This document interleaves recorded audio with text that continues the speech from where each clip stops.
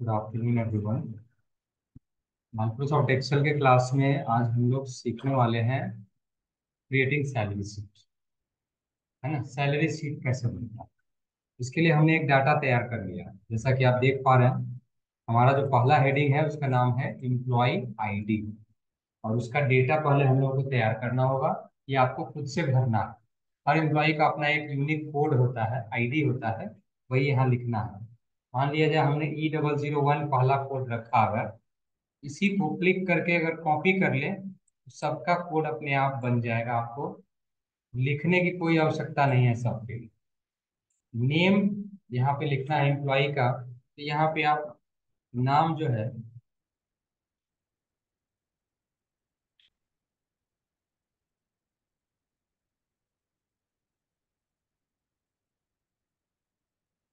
ये कुछ नाम है।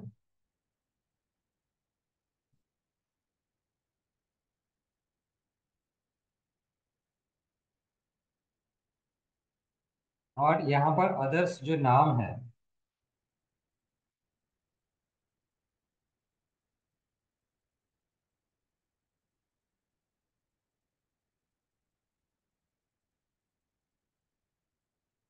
ये कुछ नाम हमने लिख लिया है। कॉपी पेस्ट करने पर वो नाम अपने आप इसमें फिल हो जाए, भरा जाए। इस तरह से हमने कुछ एम्प्लॉय के नाम लिख लिए, उनका कोड लिख लिया है।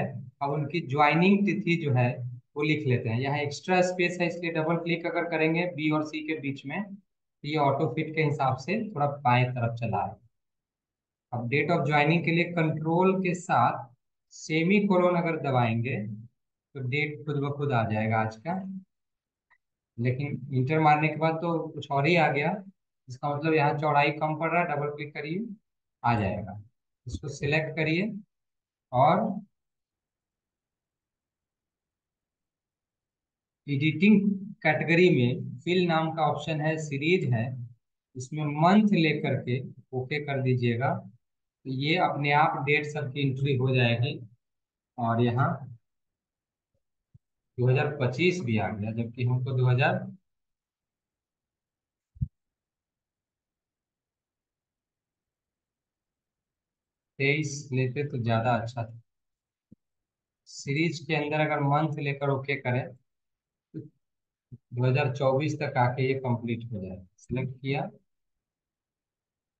और फिल सीरीज मंथ ओके। अब ठीक है। अब यहाँ पर बेसिक सैलरी जो है वो आपको टाइप करना होता है मैन्युअल। ये हर लोगों का अपना फिक्स होता है, वो उसके पोस्ट के हिसाब से होता है। 12,000 बेसिक मान लिया, 10,000 मान लिया, 15,000 मान लिया, 25,000 मान लिया। हो गया।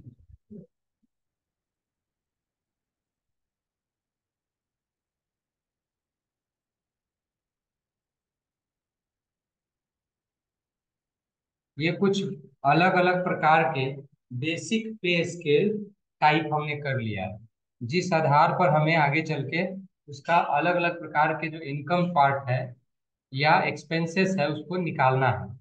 पहले हमें कैलकुलेट करना है हाउस रेंट अलाउंस। ठीक है, मकान किराया भत्ता। HRA का फुल फॉर्म होता है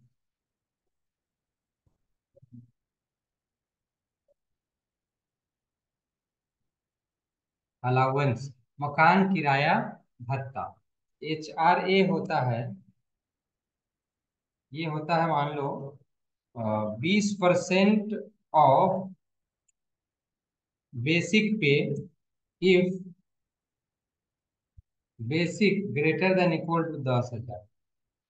मान लीजिए किसी का बेसिक 10,000 के बराबर है या उससे ऊपर है तो उसको बेसिक का 20% क्या मिलेगा, हाउस रेंट मिलेगा। लेकिन अगर 10,000 से कम है, अगर 10,000 से कम है तो उसको 10% मिलेगा। शर्तें हैं, 10,000 से कम वाले को 10%, 10,000 से ऊपर वाले को 20%। ये हाउस रेंट का है। तो इसकी फॉर्मूला क्या होगी, फॉर्मूला कुछ इस तरह से होगा। इक्वल्स टू इफ ब्रैकेट, है ना, इसमें हमें देना है basic pay greater than equal to 10,000, comma basic गुना 20/100, कॉमा बेसिक गुना 10/100। ये आपको पढ़ा रहा है। If basic pay greater than equal to 10,000, यानी बेसिक पे स्केल अगर 10,000 के बराबर है या उससे ज्यादा है, तो बेसिक का 20/100 यानी बेसिक का 20% क्या होगा? HRA होगा, हाउस रेंट होगा। और नहीं तो बेसिक का 10% हाउस हाउस रेंट होगा। 10% किसको होगा? जिसका 10,000 से कम वेतन है, मूल वेतन, उसको 10%। और 10,000 से ज्यादा है तो उसको 20% मिलेगा। जरा इस फॉर्मूला को यहाँ अप्लाई करते हैं। इसके लिए हम लोग क्या करेंगे? सबसे पहले तो क्लिक करेंगे। क्लिक करने के बाद equals to if bracket basic पे वाले में अब क्लिक करेंगे। बेसिक वर्ड टाइप नहीं करेंगे। बेसिक वर्ड के जगह बेसिक के नीचे जो वैल्यू है उसका एड्रेस देकर greater than equal to 10,000, comma basic गुना 20/100, कॉमा बेसिक गुना 10 लिख के ब्रैकेट बंद कर देंगे।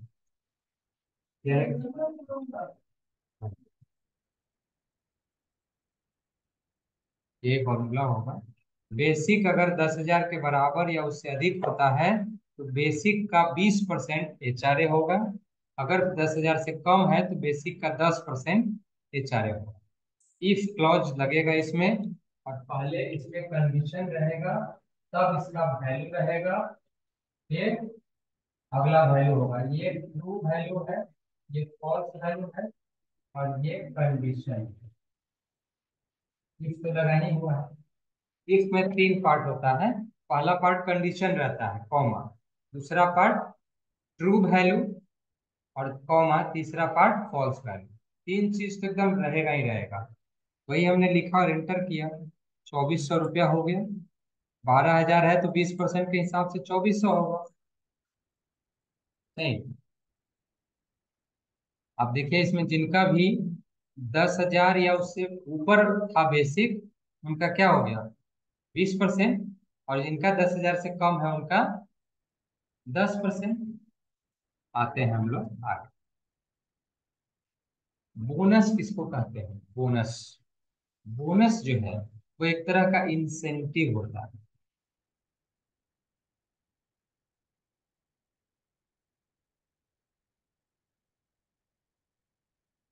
इंसेंटिव या कमीशन भी कहा जाता है। बोनस का मतलब हो गया इंसेंटिव अथवा कमीशन। ये बोनस होता है इंसेंटिव अथवा कमीशन। किसी सैलरी में कुछ एड ऑन करके अलग से प्राप्त होता है, जो सैलरी से एक्स्ट्रा होता है वो बोनस कहलाता है। वह उसके कई रूप होते हैं। एम्प्लॉय के अच्छे परफॉर्मेंस के आधार पर उसको एज ए कुछ ग्रेचुइटी के तौर पे दिया जाता है, एज ए बोनस। या कंपनी बहुत ग्रोथ करती है, उस बेसिस पे भी उसको ग्रेचुइटी दी जाती है, कुछ उपहार के तौर पे दिया जाता है। वो एक तरह का क्या है? बोनस कहलाएगा। इसके भी कुछ शर्त हैं। मान लिया जाए कि बोनस वाला भी क्राइटेरिया बिल्कुल सेम ही है।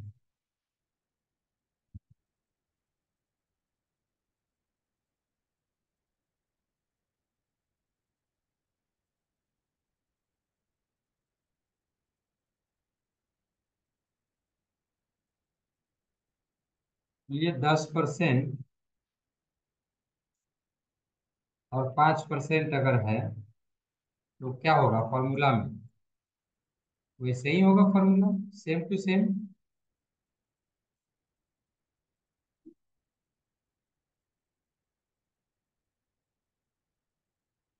10% हो जाएगा, 5% इन करना रहेगा, और तो कुछ नहीं, सेम टू सेम है। यहाँ पे क्या होगा? Equal to if bracket basic greater than equal to 10,000, comma basic गुना 10/100, कॉमा बेसिक गुना 5/100। पिछला वाला फॉर्मूला में जो 20 और 10 था, वहां 10 और 5 कर दिया और ड्रैग कर लिया, ये क्या हो गया, बोनस हो गई। क्या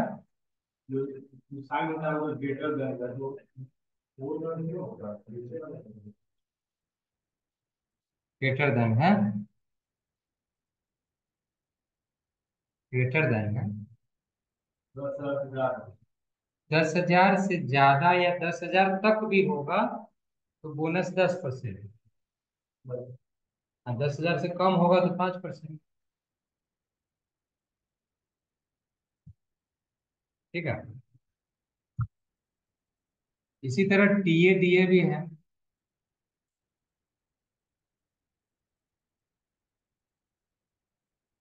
मान लीजिए यहाँ पर जो है, टीए का मतलब क्या होता है,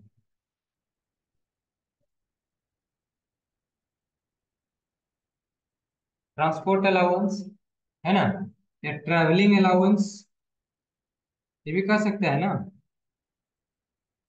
यातायात किराया भत्ता नहीं, ट्रैवलिंग अलाउंस भी कह सकते हैं। टीए क्या होता है,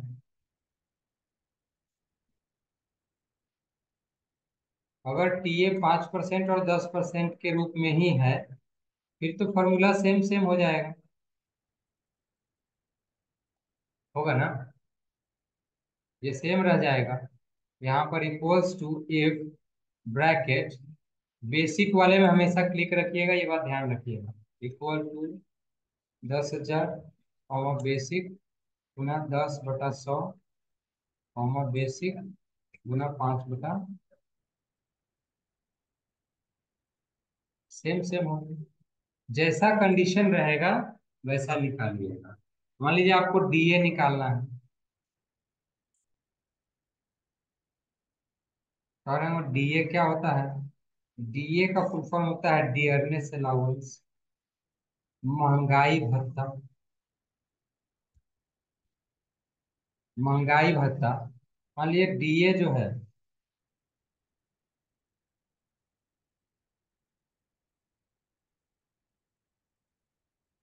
140% अगर है डीए फॉर ऑल,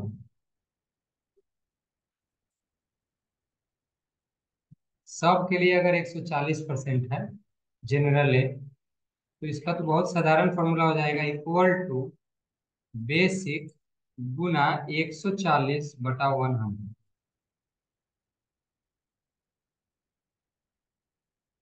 हो जाएगा। परसेंटेज आपको अपना मान के चलना है, बाकी जो काम करिएगा तो उस समय जितना परसेंट निकाला जाता होगा वो आपको बताया जाएगा, तो उसमें वो वैल्यू आप डाल दीजिएगा। अभी यहाँ पर वैल्यू सिर्फ लगा के कैलकुलेट करना सीख लेना, एक फॉर्मूला लगता कैसे है। और सीएल बताया जा रहा है,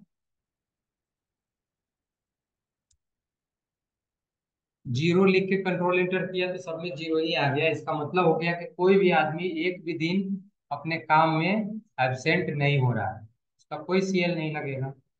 अब ईएसआई क्या होता है, ईएसआई एक ऐसा टर्म है जिसका फुल फॉर्म होता है इम्प्लॉई स्टेट इंश्योरेंस। मान लो ये डीए को कॉपी करके यहाँ मैं पेस्ट कर रहा हूँ और यहाँ लिखते हैं ईएसआई।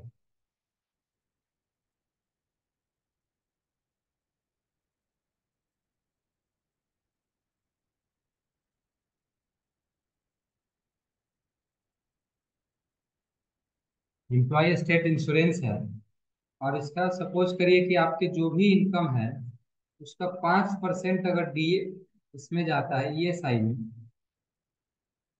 तो इसका आपको लाभ ये मिलेगा, यदि कोई बीमार पड़ता है एम्प्लॉय, तो वैसी स्थिति में ईएसआई जो हॉस्पिटल होती है वहाँ आपकी इलाज मुफ्त होगी, रहना खाना दवा और इलाज सब चीज फ्री रहेगा। और इतना ही नहीं, आप अपने कंपनी में सैलरी भी लेते रहेंगे, है ना, ये सुविधा भी होती है। या ऐसा होता है, सपोज करिए कि आपका जो ये है सैलरी का पैसा अगर कटता है और बाहर अगर आप इलाज कराते हैं तो क्या होगा, जो भी आप बिल बना करके देंगे वह पैसा ईएसआई इंश्योरेंस के तहत आपका कंपनी मैनेज कर देगा। पैसा आपको उतना रिफंड कर देगा, यानी आपके पॉकेट से नहीं लगेगा।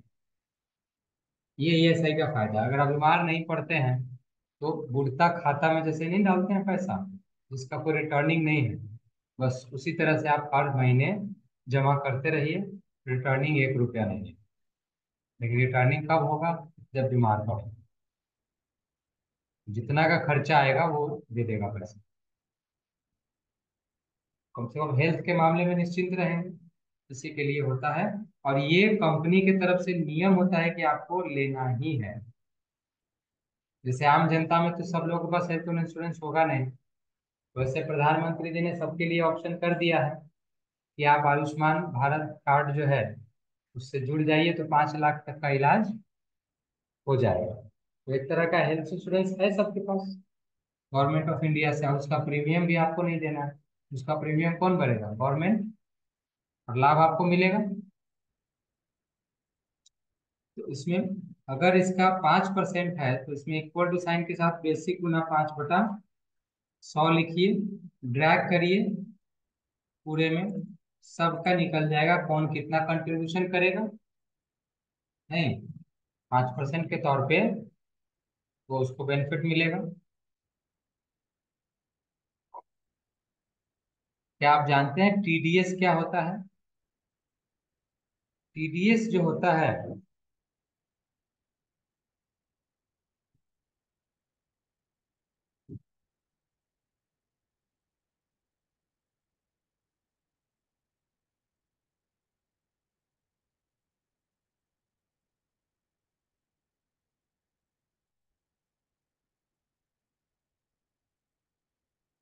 टैक्स डिडक्टेड एट सोर्स, यानी जहां से पैसे जारी होते हैं आपके सैलरी के, उधर ही एडवांस में काट लिया जाता है।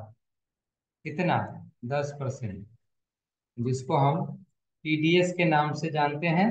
यह एडवांस टैक्स होता है।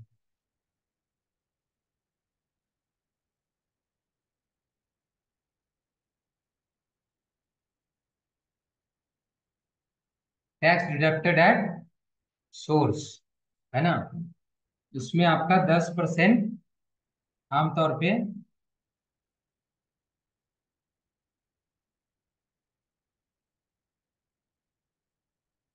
सभी के लिए निकालना है।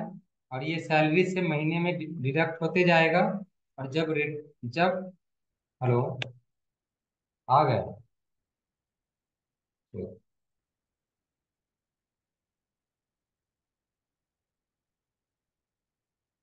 तो इक्वल्स टू साइन दे करके बेसिक का 10%,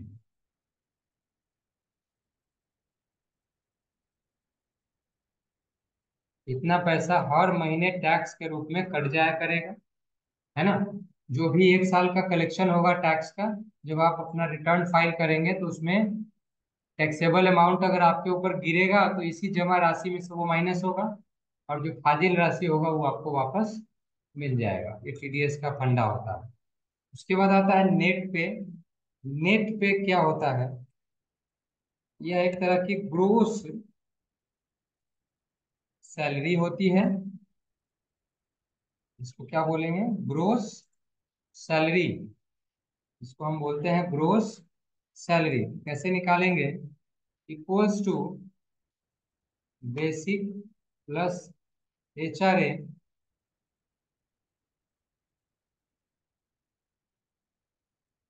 DA plus DA minus CLA minus ESI minus TDS और माइनस पीएफ। सीएलए भी घटेगा, ईएसआई भी घटेगा, टीडीएस भी घटेगा और पीएफ भी घटेगा। पीएफ वाला जो राशि है वह राशि एक सेविंग होता है। जितना पैसा आप डिडक्ट करवाते हैं उतना पैसा एम्प्लॉयर को भी उधर से जोड़ करके देना पड़ता है, और वो पैसा चक्रवृद्धि ब्याज के हिसाब से आपके नौकरी पीरियड तक जमा होते रहेगा। उसके बाद जब आप रिटायर करेंगे तो ये पैसा एक मुश्त आपको वापस मिलता है, जिसको रिटायरमेंट बोलते हैं, वही है। इस तरह से आपको लिखना पड़ेगा। ये आपका फॉर्मूला हो गया। कैसे निकालेंगे इसको?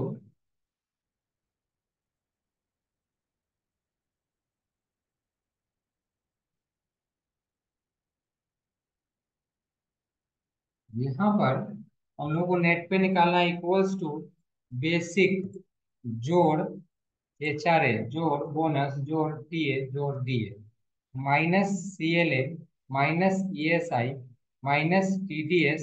PF तो छूटिए गया। अभी तो इतना जो आया उसमें कुछ और जोड़ाएगा लास्ट में, एक इंसर्ट करवाते हैं कि हेडिंगे नहीं था इसमें। PF क्या होता है? इक्वल्स टू जो भी बेसिक है उसका 12%, है ना। अब यहाँ पे जो कैलकुलेशन होगा उसमें एक और माइनस जोड़ देंगे PF का। अब जो राशि होगा एकदम एक्यूरेट होगा। आ रहा है समझ में?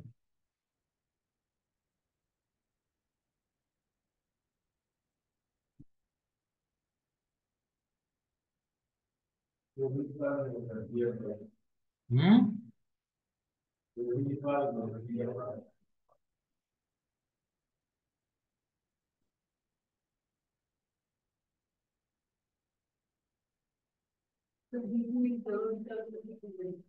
कौन सी लिखवा?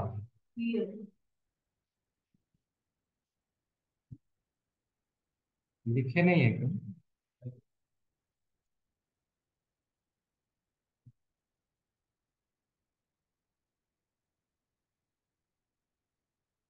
इसका फुल फॉर्म होता है प्रोविडेंट फंड।